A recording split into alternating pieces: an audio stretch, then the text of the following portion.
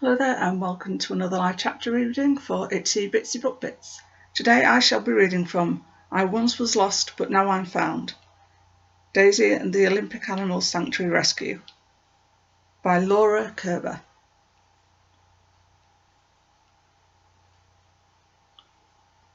Silence is consent to all of the rescues that are taking OAS dogs. Thank you. Introduction.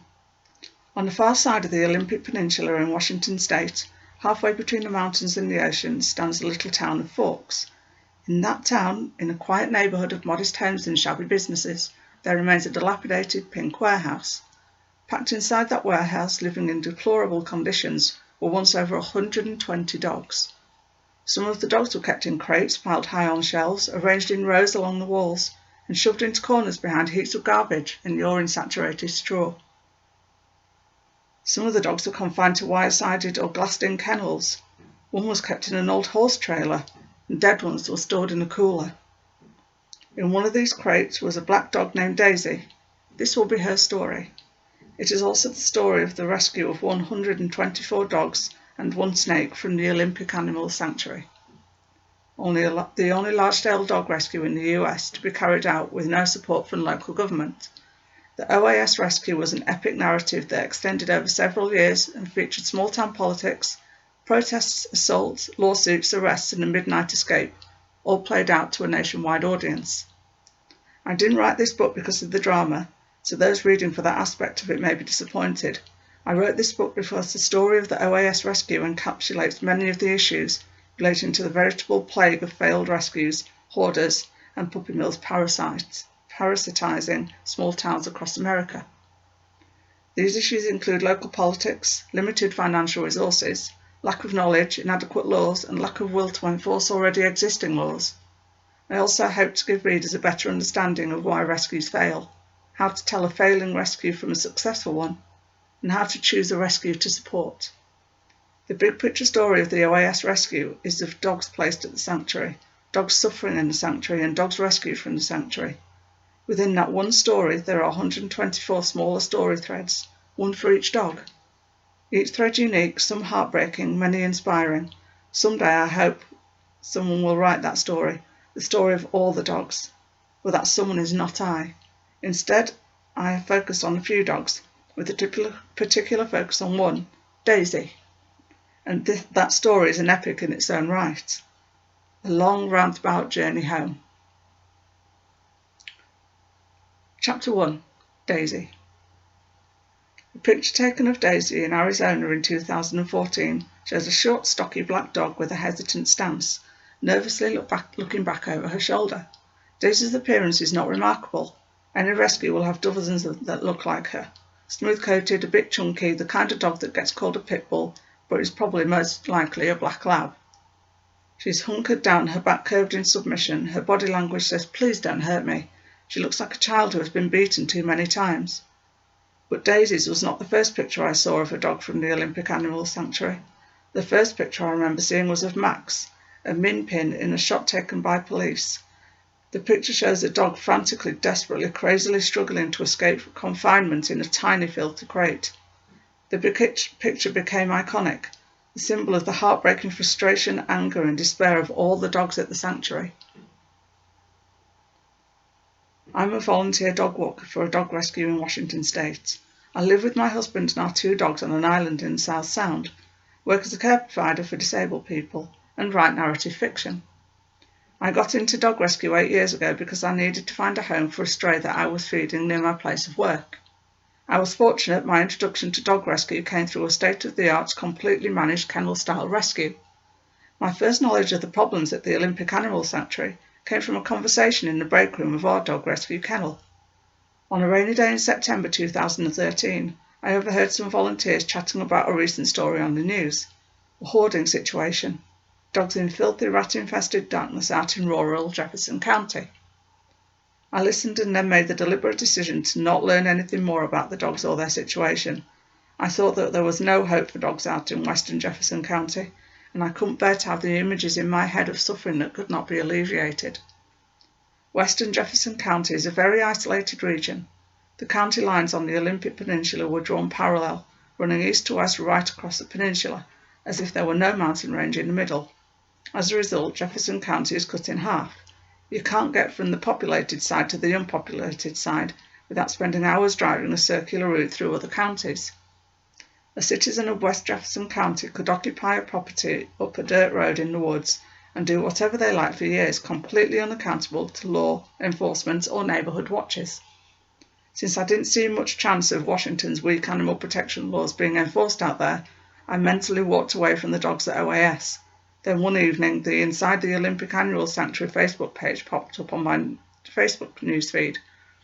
I saw the photo of Max, I saw the other police photos, and I went into shock. OAS, Inside the Olympic Annual Sanctuary, was a Facebook page set up by a former OAS volunteer, Patty Wynne, to expose conditions inside the dog rescue, to rally people in support of the dogs and to get the dogs released to legitimate rescues. An archive of materials was posted on the site that included documentation of the police investigation, failed fundraising drives and possible misuse of donations.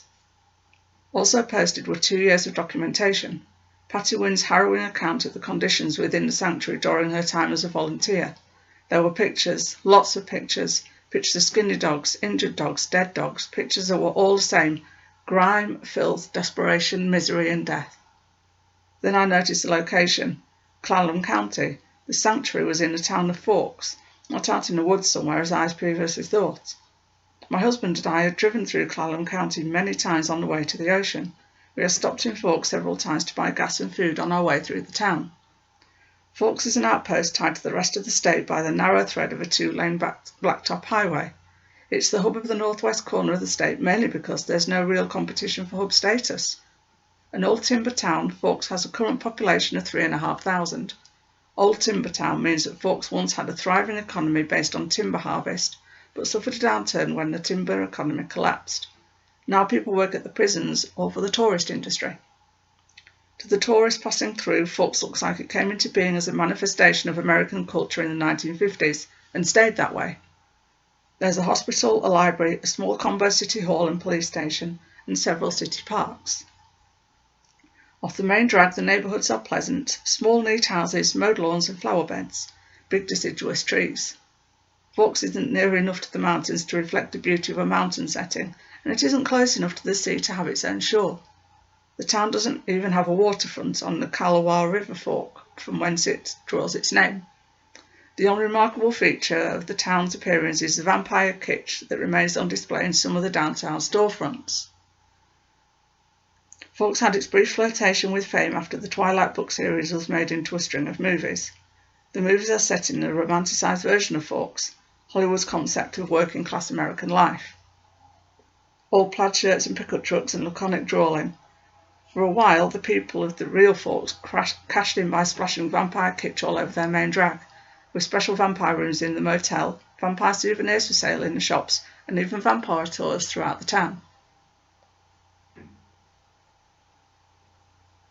Not that vampire fad has burned itself out. Forks has reverted to promoting its other claim to fame.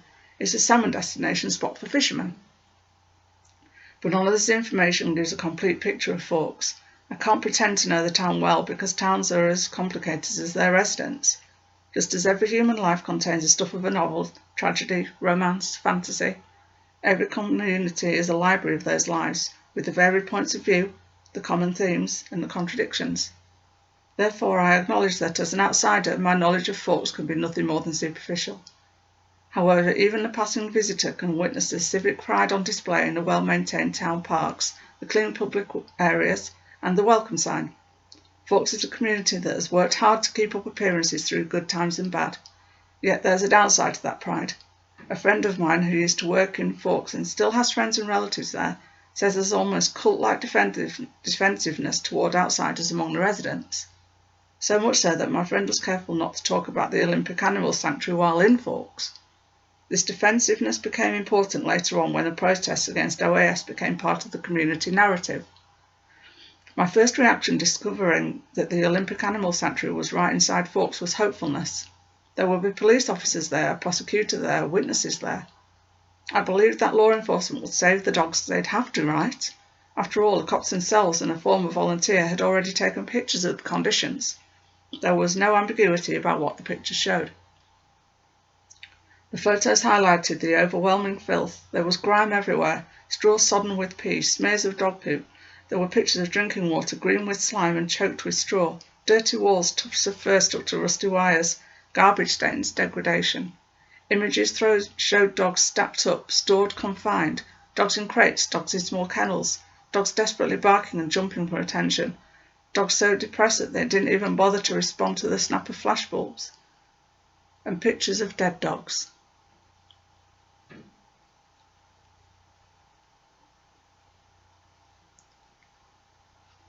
I hope you enjoyed this chapter reading, and I hope that you go check out the book. Thanks very much for listening.